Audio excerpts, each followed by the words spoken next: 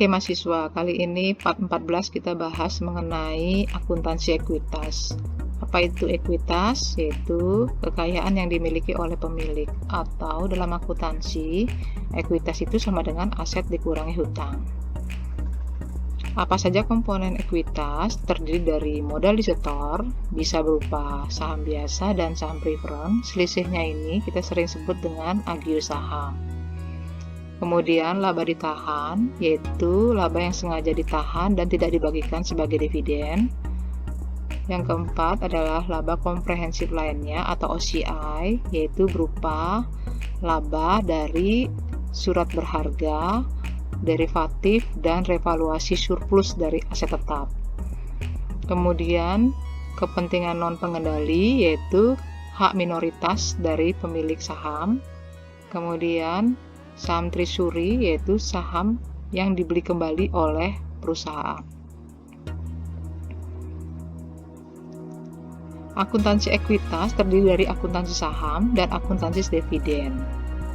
Akuntansi saham itu kita akan bahas mengenai akuntansi penerbitan saham dengan par dan tanpa par, kemudian akuntansi penerbitan saham dengan sekuritas lain, akuntansi penerbitan saham dengan non-kas, akuntansi penarikan saham yang beredar atau saham treasury, kemudian akuntansi biaya penerbitan saham. Untuk akuntansi dividen, kita akan membahas mengenai akuntansi saat pengumuman dividen, akuntansi saat pencatatan atau recording date, kemudian akuntansi saat pembayaran dividen. Kita bahas satu-satu ya, yaitu akuntansi penerbitan saham dengan par dan tanpa par. Kita langsung ke contoh aja. Di sini ada perusahaan Galaxy pertama menerbitkan saham dengan 1 juta lembar saham. Nilai nominalnya adalah 500 per lembar saham.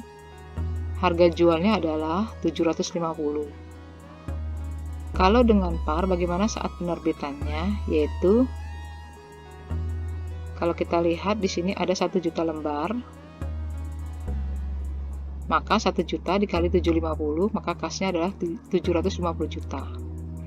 Kemudian modal sahamnya, karena nilai nominal atau nilai parnya adalah 500, maka 1 juta dikali 500, maka 500 juta.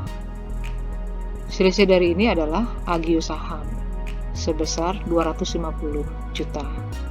Bagaimana dengan tanpa par? Yaitu kita tulis saja kas pada modal sebesar 750 juta, karena tanpa nilai nominal.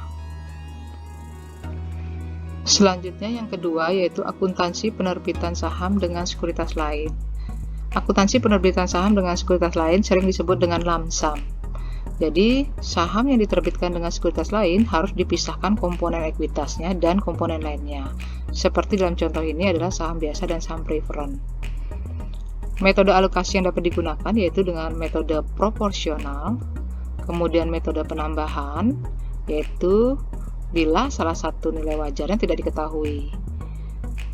Bila keduanya tidak diketahui nilai wajarnya, maka menggunakan metode lain yaitu appraisal. Oke, sekarang kita metode lamsam dengan metode proporsional ya.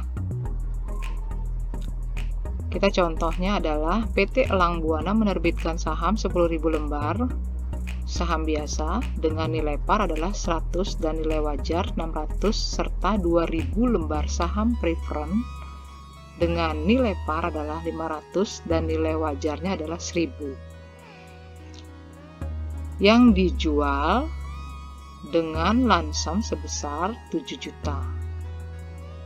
Bagaimana caranya? Maka langkah penyelesaiannya, 1. Cari nilai saham biasa, yaitu dengan cara 10.000 lembar dikali dengan 600 ini.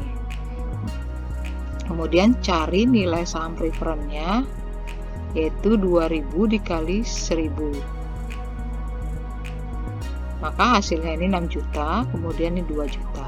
Bila ditotalkan hasilnya adalah 8 juta. Ini adalah total nilai wajar. Selanjutnya kita buat proporsionalnya berapa persen, yaitu kita lihat di sini saham biasa adalah 6 juta, 6 juta dibagi 8 juta sama dengan dikali 100 maka 75%. Kemudian nilai saham preferred 2 juta, 2 juta dibagi 8 juta dikali 100, 25%, sedangkan nilai totalnya adalah 8 juta, 8 dibagi 8 dikali 100 sama dengan 100%. Ini nanti kita akan buatkan, kalikan dengan lansamnya. Kemudian kita alokasikan nilai jual secara lansam 7 juta tersebut, di mana kita ketahui secara harga jual secara lansam yaitu 7 juta, maka proporsionalkan 75 dikali 7 juta.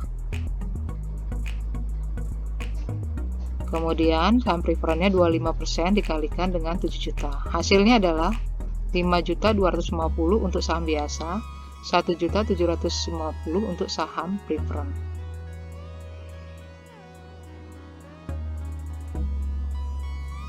Kemudian tentukan nilai parnya. Seperti kita ketahui, di Elang Buana nilai parnya untuk saham biasa adalah 100, kemudian untuk saham preferred adalah 500. Maka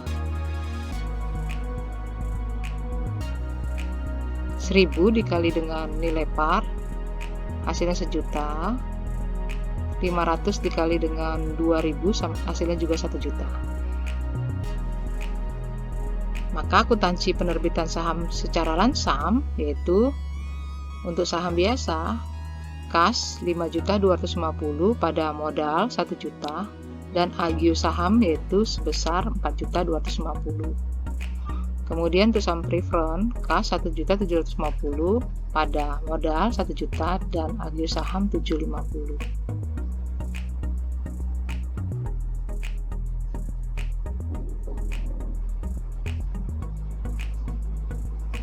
Nah, ini sebaiknya dicatat modal sahamnya adalah modal saham biasa ya. Kemudian ini juga dicatat modal saham preferred dan agionya juga dicatat sebagai agio saham biasa dan agio saham preferred. Karena ini kolomnya cukup panjang nantinya. Kita lanjut lagi untuk yang kedua yaitu akuntansi penerbitan saham dengan sekuritas lain dengan metode penambahan. Dengan contoh soal yang sama, katakanlah nilai wajarnya yaitu kita tidak ketahui yang ini. Maka langkah penyelesaiannya, cari saham biasa yaitu 6 juta.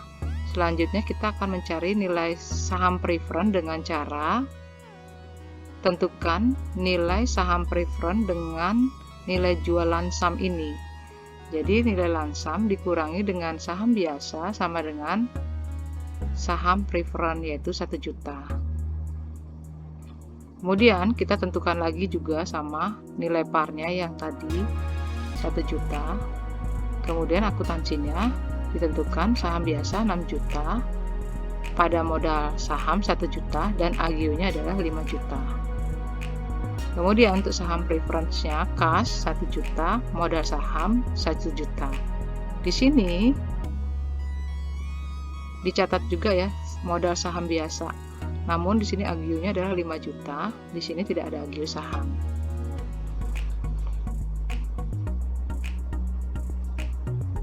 Maka kesimpulannya adalah perbedaan dari metode alokasi proporsional dengan alokasi penambahan. Akuntansi saham biasanya adalah kas pada modal, kas 5.250 pada modal 1 juta, dan agio saham 4.250. Kemudian alokasi penambahan kas 6 juta pada modal saham 1 juta dan agio saham 5 juta.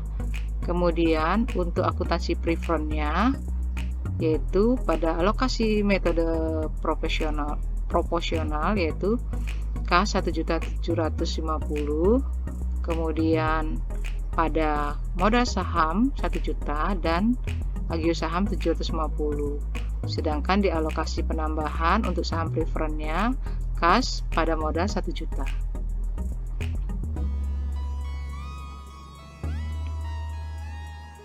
Oke, untuk part 15 nanti kita akan bahas mengenai akuntansi ekuitas juga. Namun di sini kita akan bahas mengenai akuntansi penerbitan saham non-kas.